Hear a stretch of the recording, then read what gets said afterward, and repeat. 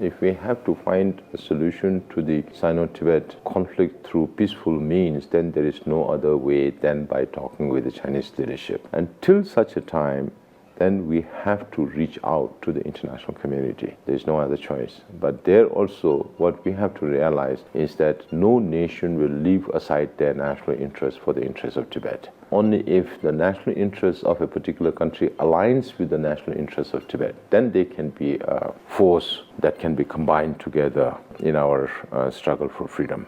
And as Buddhists, we believe in impermanence of things.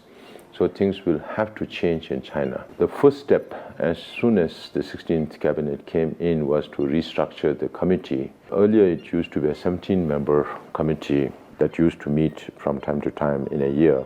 We transformed that into a permanent strategy committee. We have the 4 secretaries who meet regularly, who are permanently employed in the Central Tibetan administration. And during the last meeting, we have also included the Minister for Information, International Relations and Security also in the permanent strategy committee. So all these meetings are chaired by the Sikong, since this is the most important responsibility of the Kashag.